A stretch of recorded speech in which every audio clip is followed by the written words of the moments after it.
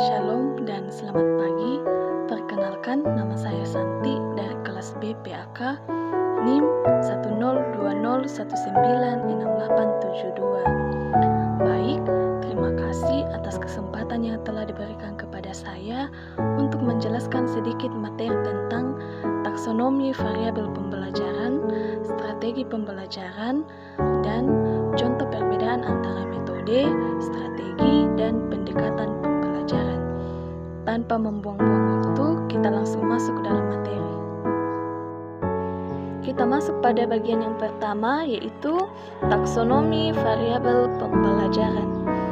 Untuk memahami strategi pembelajaran, kita perlu memahami beberapa variabel pembelajaran, yaitu sebagai berikut. Yang pertama, kondisi pembelajaran. Kondisi pembelajaran yaitu cara yang mempengaruhi strategi pembelajaran dalam meningkatkan hasil pembelajaran.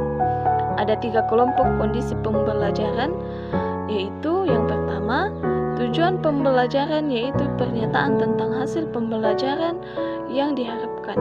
Yang kedua, karakteristik bidang studi yaitu aspek yang dapat memberikan landasan yang berguna dalam mendeskripsikan strategi pembelajaran. Dan yang ketiga, strategi pengelolaan yaitu cara untuk menata interaksi antara siswa dan variabel pembelajaran lainnya. Yang kedua, strategi pembelajaran.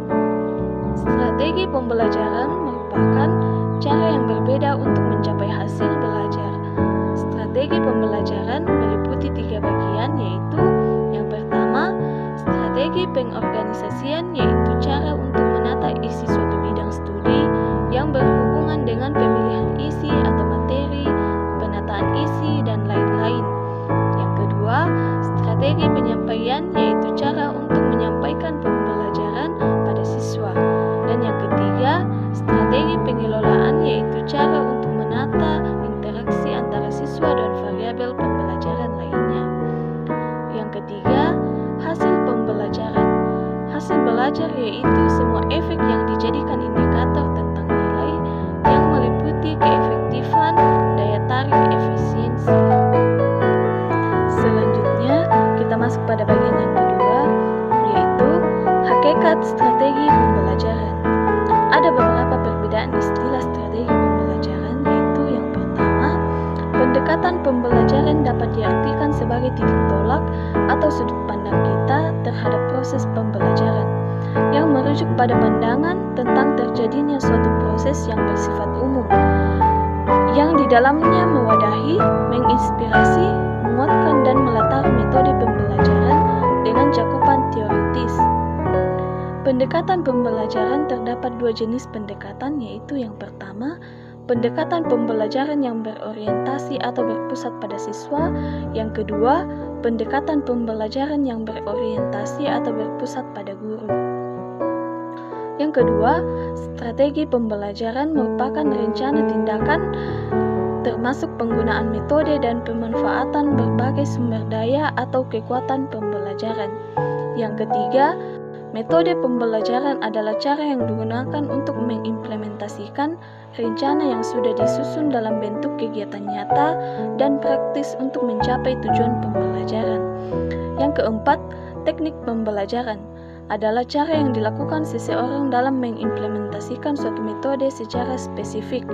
Yang kelima, model pembelajaran adalah suatu perencanaan atau suatu pola yang digunakan sebagai pedoman dalam merencanakan pembelajaran di kelas atau pembelajaran dalam tutorial dan untuk menentukan perangkat pembelajaran, termasuk di dalamnya buku, film, komputer, kurikulum, dan lain-lainnya.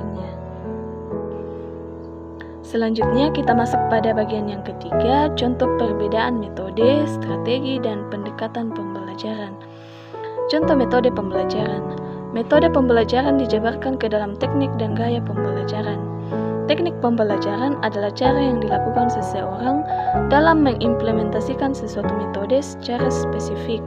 Misalnya, menggunakan metode ceramah pada suatu kelas dengan jumlah siswa yang relatif banyak membutuhkan teknik tersendiri yang tentunya akan berbeda dengan penggunaan metode ceramah pada kelas yang jumlahnya terbatas.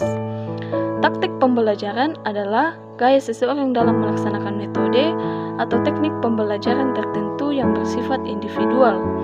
Misalnya, ada dua orang yang sama-sama menggunakan metode ceramah tetapi akan sangat berbeda dalam taktik yang mereka gunakan dalam penyajiannya. Yang satu cenderung banyak diselingi dengan candaan atau kelucuan, sedangkan yang satunya kurang memiliki candaan atau kelucuan tetapi lebih banyak menggunakan alat bantu elektronik. Yang kedua, contoh strategi pembelajaran. Strategi pembelajaran adalah suatu kegiatan pembelajaran yang harus dilakukan oleh guru dan siswa agar tujuan pembelajaran dapat dicapai secara efektif dan efisien. Yang ketiga, contoh pendekatan pembelajaran. Misalnya pendekatan konstruktivisme adalah pendekatan dalam pembelajaran yang lebih menekankan pada tingkat kreativitas siswa dalam menyalurkan ide-ide baru yang bisa diperlukan bagi pengembangan siswa yang didasarkan pada pengetahuan yang dimiliki oleh siswa, yang berupa keterampilan dasar yang dibutuhkan dalam pengembangan diri siswa, baik dalam lingkungan sekolah maupun dalam lingkungan masyarakat. Peran guru dalam pendekatan konstruktivisme adalah sebatas pendamping dan pengajar dalam kegiatan pembelajaran. Maka guru harus lebih mengutamakan keaktifan siswa dan memberikan kesempatan kepada siswa untuk menyalurkan ide-ide baru yang sesuai dengan materi yang disajikan untuk meningkatkan kemampuan siswa. Demikianlah sedikit penjelasan materi dari saya. Jika ada kata-kata yang kurang berkenan, mohon dimaklumi. Sekian dan terima kasih.